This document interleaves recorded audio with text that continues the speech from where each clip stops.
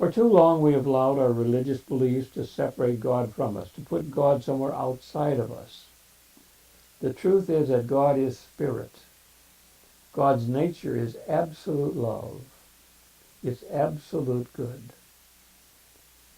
God's expression is the entire universe. God's instrument through expression is consciousness. And God's temple is the humanity of all of us.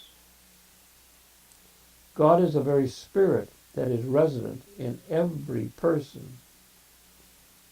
The spirit that is resident in every atom and every cell of the entire universe. And when we take the name of the Lord our God, I am, the whole universe brings to attention because it knows that the name of the King is going forth to perform its works. We are told that we should not take the name of the Lord our God in vain. We shall not use it for destructive or inferior purposes. We are to use the name of God in accordance with the nature of God, the nature of the King, whose name we bear. Every time we think, feel, or say, I am, we must not add anything to this name or identify it with anything that is less than the truth of perfection. When we say or think or feel, I am sick, or I am tired, or I am weak, or I am getting old, or I am unhappy, or the like, we are taking the name of the God, but we're taking falsely. But we are exercising a power that is going to produce results. There is no way we can avoid this because the principle or Lord or law here, this law of the universe, will not hold us guiltless when we take the name falsely. So we have a great responsibility. We have been given the name of the King, this all-powerful name that we use, indeed must use, but full responsibility for its use belongs to each of us. We must learn to use this name, this divine identification tag, in such a way that it always works to bring forth the nature of God. So now let's get this fixed firmly in our consciousness, so that never again will we say, I am, or think or feel it without remembering that we are taking the name of the Lord our God, and that it is our purpose to fulfill this third commandment. Therefore, we will always affirm that I am the very presence of God. I am the very nature of God.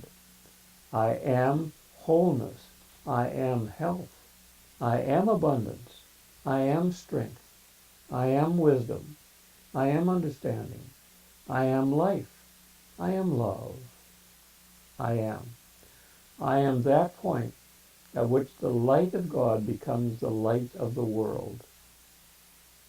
So let us begin to carry out this commandment now, as Jesus told his disciples, quote, in that day, and let us make it this day, this hour, this place, ye shall ask me no questions. Verily, verily, I say unto you, if you shall ask anything of the Father, he will give it you in his name. Hitherto have ye asked nothing in my name. Ask, and ye shall receive, that your joy may be made full. Jesus knew very well what his name is. He said, quote, I am the light of the world, unquote. And he also said, quote, you are the light of the world, unquote. I am the way, the truth, and the life. He told his disciples that in the past they had not asked anything in his name. No doubt they had asked many things in the name of Jesus, or whatever outer name they called him. He had become their support and their strength, and he healed all their bruises and supplied them with much of what they needed. But he pointed out that it was time for them to awaken to this great truth, that his name, the name of God, I am, is available to you and to me and everyone because it's within each and every one. It is indeed time that we begin to ask in the name of the Lord our God, the I am of our own being. And we ask by keeping this third commandment, by identifying ourselves with that which is true of the nature of God. Let us make no mistake. We are divine, not because of what we have done, but because of who we are. And when we make or accept statements such as, man is a worthless sinner and a worm of the dust, we are trying to break this commandment, and we are not held guiltless. We are bound by this decree because we are using the name of the Lord our God falsely. It is true that we have often made mistakes in the sense that we have not lived up to our own capacity. It is true that while we are in the image of God, we have often acted from ignorance. But the truth is that we and God are one. Our real identity and our true nature is the Spirit of God. So let us begin now this day to ask in the name of God, in the all-powerful name, I am. Through this process of identifying ourselves with the nature of God, and let us be sure that we keep this commandment, not fearfully or unhappily, but in a loving and wonderful way, because God is love. God is not a stern old man sitting up in the clouds trying to catch us as something that's not right. God is a spirit of life and strength and love and wholeness that is within us and that desires ever great expression in and through everything that we think, feel, say, and do. We have been given a great privilege. We have been given the all-powerful name of the King, the name of the Lord our God, I am.